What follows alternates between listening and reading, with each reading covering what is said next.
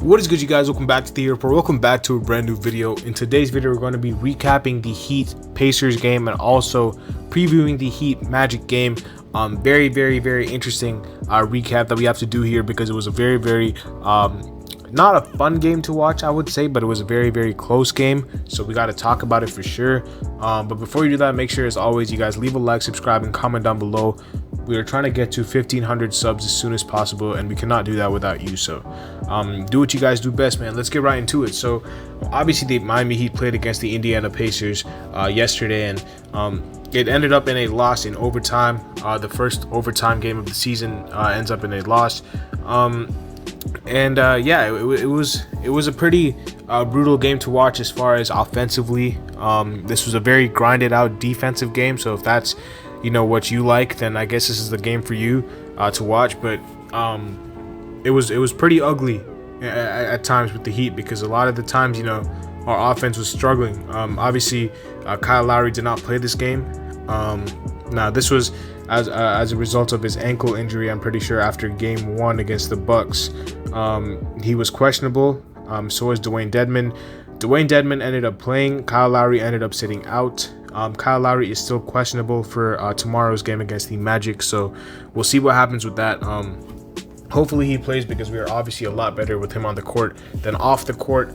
The starting lineup ended up being Gabe Vincent, Duncan Robinson, Bam Adebayo, PJ Tucker, and Jimmy Butler. So right off the bat, I want to talk about the defensive strategy. I did say in the preview that I wanted Duncan to guard Justin Holiday and have Jimmy and Kyle on Malcolm Brogdon and Chris Duarte. Now obviously Kyle did not play, so Gabe Vincent essentially took up that role. Gabe Vincent guarded Chris Duarte for stretches, whereas Jimmy mainly was assigned to guard Malcolm Brogdon. Whereas Duncan was trying to chase around Justin Holiday off of screens. And this resulted in a lot of screening by the Pacers, trying to get Duncan Robinson on one of the offensive players like Brogdon or Duarte, even Sabonis in the post. And we all know the Heat's strategy is to switch everything. And a lot of the times Duncan Robinson and Tyler Herro were being targeted on the defensive end, which is nothing new, but it's something that that they do have to get better on. Duncan, I thought he had good defensive position at a lot of times, but he was just not strong enough in stopping some of these layups or easy opportunities that the Pacers ended up getting. Start of the game, it was very ugly. I thought especially the Pacers started off 0 for 4 from 3 right off the gate, and I thought Bam right off the jump imposed his will. I thought he was aggressive, which is good to see. In the first half, I thought he was very good. This was a tough game for Jimmy. Jimmy did not have a good game. I don't care what the box score says. He had 19, 6, and 6, which are okay to good statistics, but he did not have a good game. He shot terribly from the field. A lot of his shots that we've seen Jimmy make were going out, especially some of his layups, bank shots. A lot of the shots that Jimmy likes to thrive, and the system of the environment, it was not really going well for him. So we needed other guys to step up. Thankfully, we had a guy off the bench, Tyler Herro, 6th man of the year, 30 and 10. Man, he had an amazing game. He was really why we were in it, because we were really bad offensively. Apart from him, if it was not for him, this game would not have gone to overtime. The Pacers might have even blown us out. And when I'm looking at the team statistics, it says the rebounds and the assists were equal, but it just didn't feel that way. I really thought the Pacers controlled the glass, maybe because they had more offensive rebounds than we did, but there's a lot of times where people like O'Shea Brissett were getting in between two Heat defenders and getting a board. Like that is unacceptable. That cannot happen. And it wasn't even like big guys like Sabonis and Turner. It was guys like Justin Holiday, O'Shea Brissett, who gave them great minutes off the bench. And yeah, man, like they just had a lot of the second chance opportunities on the offensive end, which they converted into points. We also had 22 turnovers. That's something that was an issue last season. We were dead last in turnovers, I'm pretty sure, for a good stretch. That has to be altered. I think that'll be fine when Kyle Lowry comes back. And we kind of just saw the impact of Kyle Lowry, because without him, it was really a lot of the, the same patterns we saw last year. When Jimmy was not on the floor, we kind of looked lost. Same with, when Bam was not on the floor. And Gabe Vincent, was really a non-factor this game. Offensively did not do much. Defensively did not do much. But it's not his fault. We're not expecting Gabe Vincent to be, a dude who's a Kyle Lowry replacement, because he's not. It's unfair to judge him, because he's not that guy. This loss was not Gabe Vincent's fault. With Kyle Lowry being out, it's not on Gabe Vincent to come in and replicate what Kyle Lowry does, because we know he's not that type of player. It's really, on the onus of guys like Jimmy Butler, Bam Adebayo, Tyler Herro, the established players, to do more than what they usually do. And Jimmy did not. He had a terrible game. Bam in the first half I thought was pretty good. Second half kind of faded. And Tyler was the only guy that I thought, consistently was an option for us. And he was closing some. He was taking a lot of the crunch time shots because he had the hot hand. So you're not going to win games if you only have one consistent source of offense. I did think, in the third quarter we gained some rhythm. A lot of the Duncan Robinson, Duncan Robinson drew a lot of attention, and when he flipped it to Jimmy, he had a couple of layups. That was a pretty good set that worked. Apart from that, not much. From the others, PJ Tucker did not have a good shooting night at all. Drew a couple of charges, but wasn't really there. Max Strus and Markieff Morris, same thing. Dwayne Dedmon, I don't think looked 100%. I really don't think looked 100%. He was getting killed out there. I even tweeted this, like, Dwayne Dedmon does not look 100%. And I was interested to see if Yurtseven would get some minutes, but he did not, unfortunately. The bench, apart from Tyler Herro, is something that is a question mark, because it's very inconsistent.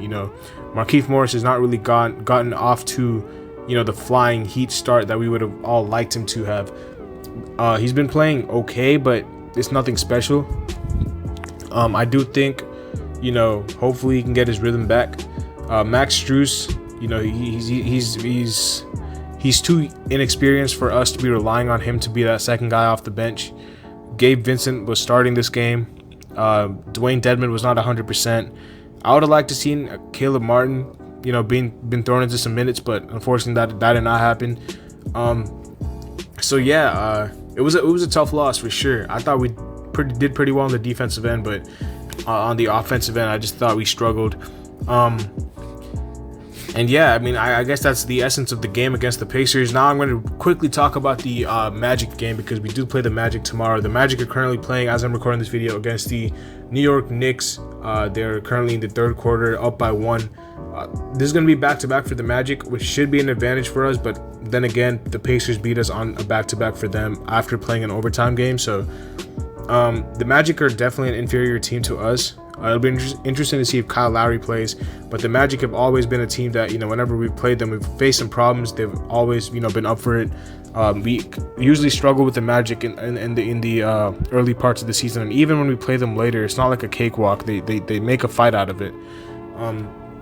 As far as players, we got to keep an eye on. Cole Anthony's having himself a great night. So far, as I'm looking at the box score for the game against the Knicks that they're currently playing, halfway through the third quarter, he has 25 and 13 rebounds. Incredible. He's been playing amazing. Mo Bamba and Wendell Carter is their front court. That's a very big front court, so we're gonna have to make sure we match up with them.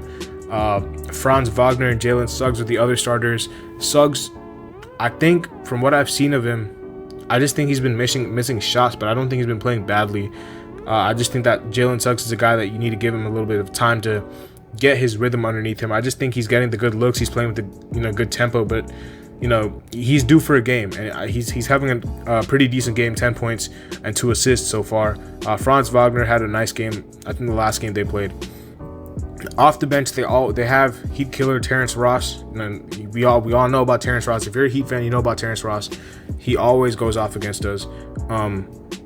And in their previous games, they lost to the Knicks and they lost to the Spurs. In the Knicks game, they did not really run. They ran a 10-man rotation, but their bench did not really give them that much production apart from Terrence Ross. They have RJ Hampton, who I really like. And then their bench consists of Robin Lopez, Mo Wagner, and Iggy Brazdeikis out of Michigan. That's a pretty thin bench. We really got to take advantage of that bench, because that bench is not anything special at all. And yeah, man, this is a team that we should be beating, but we all know that the thing about the Magic is that they always are up for games against the Heat. They just are. Like, whenever we play the Magic, it's just like it's like a playoff game. Like, it's very, very, like, that atmosphere is like a playoff game. Some team stats for the Magic: they're a very good rebounding team. They've out-rebounded the Spurs and the Knicks in their last in their first 2 games. And you could expect that. They have a pretty big team. Wagner is about he's about 6'9". You know, he's a big small forward. Wendell Carter he's a center in a power forward's position right now, and Mo Bamba is a big center as well. So they clean the glass for sure.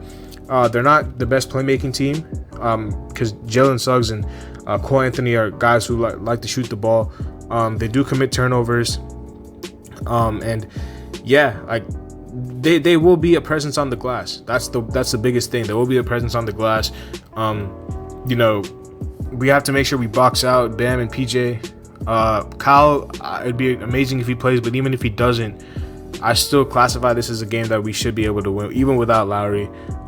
Because I just think the Magic are 0-2 right now. They might be 0-3 tonight. Like, they're not that good of a team whatsoever. Even without Lowry, we should be able to win this game. So hopefully we do, man. Hopefully we do. I'm super excited for it. I will be watching it as always. Make sure y'all let me know your thoughts in the comment section below about the Pacers game and the Magic game. Your thoughts about the Heat season in general. And yeah, man, it's been a pretty exciting start to the season. Tyler Herro 6 Man of the Year campaign is full flow. Yeah, I'll see you guys later as always. Leave a like, subscribe, comment down below.